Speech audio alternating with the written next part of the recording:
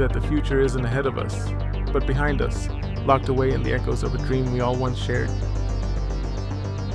You've heard it. You've seen it. That pulse, that sound, those colors. We call it Synthwave. But is it just a retro fad? A nostalgic trip down memory lane? Or is it something more?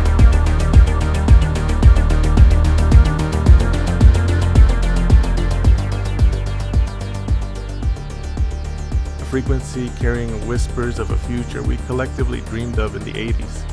A future that for many felt more real, more vibrant than the one we're living in now. That's where our journey begins. Not just into a musical genre, but into an idea. The idea of hacking time.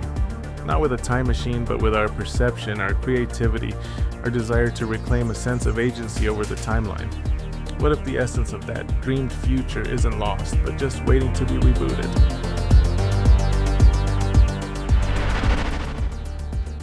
To understand how to hack time, we first need to understand the dream itself.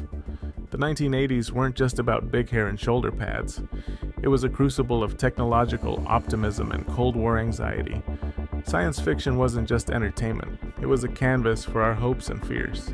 This era painted futures that were both dazzlingly bright and shadowed by uncertainty. And the soundtrack to these visions?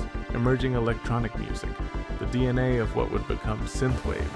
So, why does this specific vision of the past future still hold such power?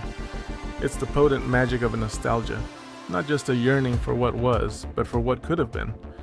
Synthwave taps directly into this. It's the sound of memories we might not have even lived, yet they feel profoundly familiar. And this is where hacking time comes into play. It's not about literally rewriting history. It's about harnessing that nostalgic energy, that sense of boundless possibility from our dream future, and applying it to our present. Think of it. When you lose yourself in a synthwave track or a retro-inspired game, aren't you, for a moment, bending time, creating a moment that feels timeless?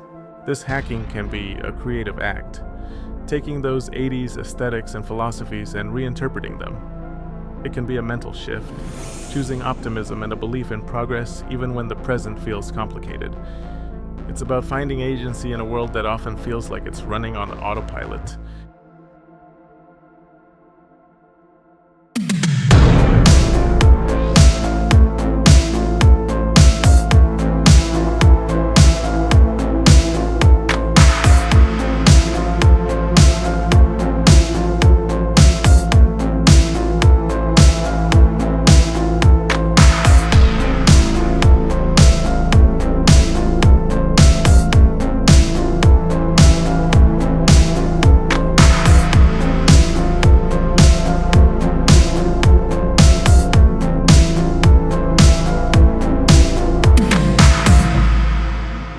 So, Synthwave isn't just an escape to the past.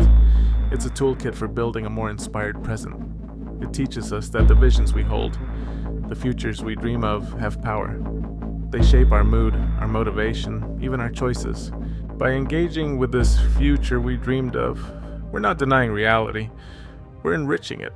We're reminding ourselves of the human capacity for wonder, for innovation, for dreaming big. That's a timeless power, isn't it? Maybe the future we dreamed of in the 80s wasn't a specific destination, but a state of mind. A belief that we could and should actively shape the world around us, and that perhaps is the most potent way to hack time of all.